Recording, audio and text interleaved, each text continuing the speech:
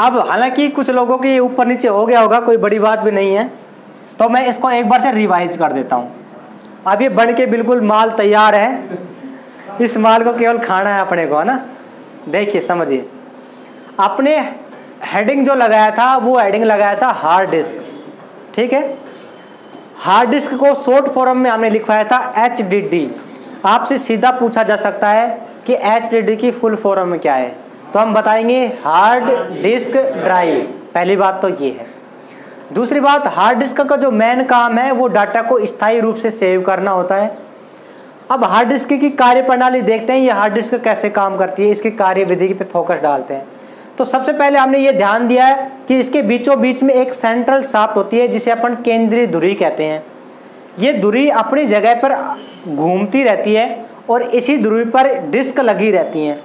ये डिस्क कोई ज़रूरी नहीं है 3 ही डिस्क हों, 5 डिस्क भी हो सकती हैं, 6 डिस्क भी हो सकती हैं, ठीक है। ये डिस्क कितनी भी हो सकती हैं, ओके। अब हम बात करते हैं, ये जो डिस्क है इसको मैंने जूम करके ये अलग से दिखाया गया इधर। तो इधर देखिए थोड़ा सा इस डिस्क को। ये डिस्क क्या होती है, ट्रैक में और सेक्टर में डिवाइड होती है। ट्रैक और सेक्टर को हमने डिटेल से पढ़ लिया है। एक डिस्क के अंदर कितने ट्रैक होते हैं, 200 ट्रैक होते हैं। और एक ट्रैक के अंदर कितने सेक्टर होते हैं, 8 सेक्टर होते हैं, ठीक है। तो कुल मिला के अगर आपको बताया जाए कि एक डिस्क में ट्रैक एवं सेक्टर की संख्या कितनी होती है,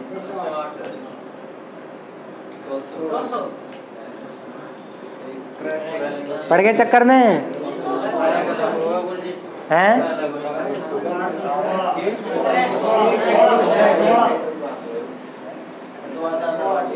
प्रश्न को फिर से सुनिए। एक डिस्क में ट्रैक एवं सेक्टर की संख्या कितनी होती है, कुल ट्रैक एवं सेक्टर की संख्या कितनी होती है?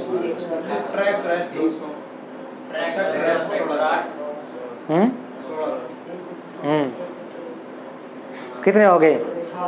1800 हो गए कि नहीं? 1800 हो गए? अरे थोड़ा बहुत दिमाग लगाओ भाई। अपने को क्या होता है, सब कुछ पता होता है। मैं बताता हूँ आपको। अरे सुनो ढंग से इधर, अपने को सब कुछ पता होता है लेकिन फिर भी प्रश्न गलत कर देते हैं। समझिए कैसे करेंगे। हमें ये पता है, अगर आपसे सीधा प्रश्न पूछा जाए कि बताओ, इधर देखो अब तुम सारे बताओ, एक डिस्क में कुल कितने ट्रैक होते हैं, तो हमें बताना है 200 ट्रैक। बताओ एक ट्रैक में कुल कितने सेक्टर होते हैं, 8 सेक्टर।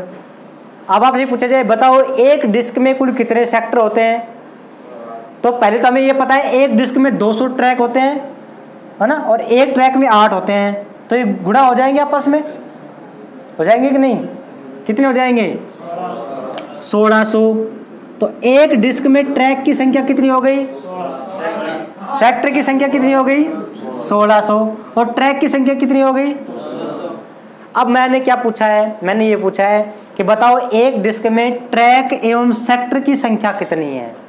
तो 200 में ये 1600 जोड़ेंगे कितने हो जाएंगे, 1800 हो जाएंगे। आई बात समझ में? चलिए अब अपन बात करते हैं इधर थोड़ा सा। ट्रैक और सेक्टर समझ गए क्या होता है। अब इसमें डाटा का संधारण कैसे होता है, डाटा का स्टोरेजमेंट कैसे होता है, डाटा को कैसे लिखा जाता है, कैसे पढ़ा जाता है। अब ये डिस्क जो है, मान लीजिए बीच वाली डिस्क पे फोकस करना है थोड़ा सा अपने को। ये क्या है, ट्रैक बने हुए हैं इसमें बहुत सारे, और इसी ट्रैक में प्रत्येक ट्रैक में क्या होते हैं, सेक्टर बने होते हैं। 8 सेक्टर होंगे। इस ट्रैक में भी 8 सेक्टर होंगे, ऐसे ही होंगे कि नहीं। और प्रत्येक ट्रैक में सेक्टर होंगे 8-8। अब मैंने ये बताया कि ये जो डिस्क होती है ये अपनी धुरी पर क्या होती रहती है, घूमती रहती है, क्योंकि ये सेंट्रल शाफ्ट से जुड़ी रहती है। इसको पढ़ने के लिए रीड का मतलब क्या होता है, और राइट का मतलब क्या होता है। इसको डाटा को पढ़ने के लिए और डाटा को लिखने के लिए इस पर रीड राइट हेड लगे रहते हैं।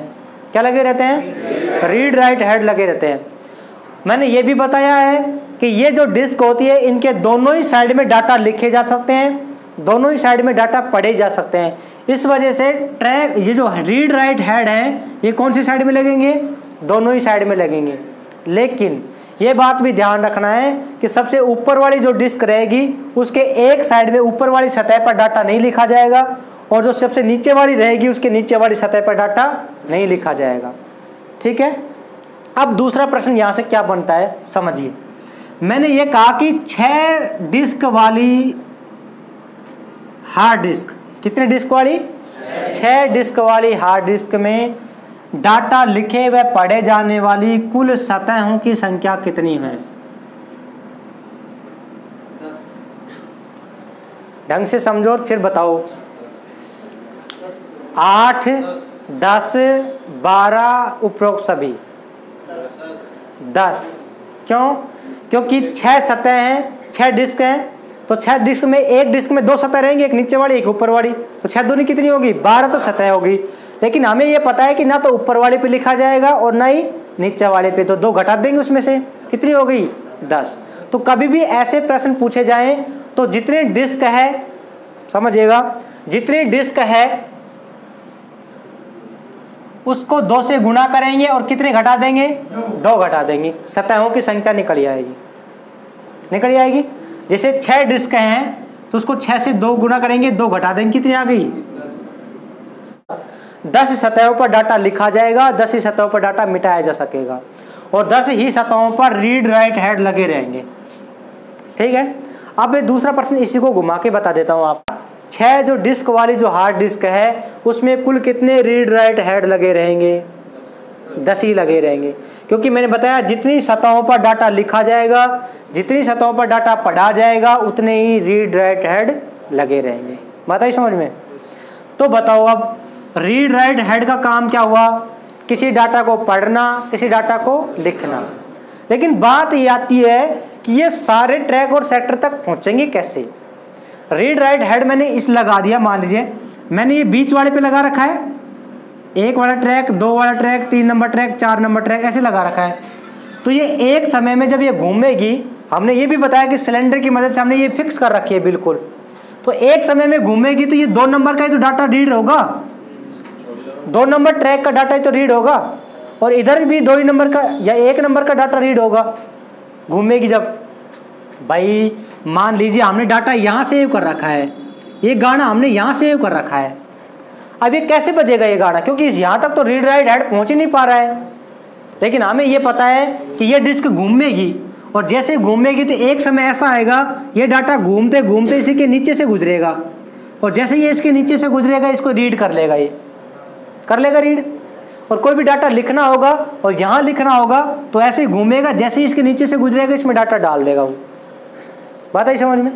लेकिन समझने की बात ये है कि भाई ये वाला जो ट्रैक है 3 नंबर ट्रैक, इसको समझिए थोड़ा सा। ये 3 नंबर जो ट्रैक है, इस 3 नंबर ट्रैक में ना तो ये रीड राइट हेड पहुंच पा रहा और ना ये रीड राइट हेड पहुंच पा रहा, समझ गए? अब ये घूमेगी तो अपनी सतह पे घूमेगी। अब 3 नंबर वाला डाटा यहाँ लिखा हुआ है तो ये घूम के जाएगा, इधर से ऐसे ही घूम के आ जाएगा, ये किसी भी रीड राइट की चपेट में नहीं आया ना। ये चौड़ा नहीं हो सकता क्योंकि डिस्क बिल्कुल फिक्स है, ट्रैक फिक्स है, सेक्टर फिक्स है, सब कुछ फिक्स है। यहाँ का डाटा पढ़ा जाए इसके लिए हमने इसमें लगा रखा है मूवेबल स्पिंडल। क्या लगा रखा है? Movable spindle. इस स्पिंडल का नाम ही मूवेबल है। मूवेबल का मतलब क्या होता है? गतिशील होता है। तो जैसे ही यहाँ का डाटा पढ़ना रहेगा तो ये मूवेबल स्पिंडल क्या करेगा? थोड़ा सा आगे खिसक के आएगा। तो जैसे ही आगे खिसकेगा तो रीड राइट हेड भी आगे खिसकेगा, और ये रीड राइट हेड खिसक के यहाँ आ जाएगा, और जैसे आ जाएगा तो डिस्क घूमेगी और ये डाटा घूमते घूमते इस रीड राइट हेड की चपेट में आएगा, और जैसे चपेट में आएगा तो ये लपेट देगा। बात आई समझ में? तो इस वजह से इस तरीके से जो हार्ड डिस्क है इसमें कोई भी डाटा को रीड किया जा सकता है, किसी भी डाटा को राइट किया जा सकता है। प्रत्येक रीड राइट हेड यही काम करते हैं। जितने भी रीड राइट हेड लगे रहते हैं, एक डिस्क पे 2 लगे रहेंगे, ऊपर वाली डिस्क पे 1 लगा रहेगा, नीचे वाली डिस्क पे 1 लगा रहेगा।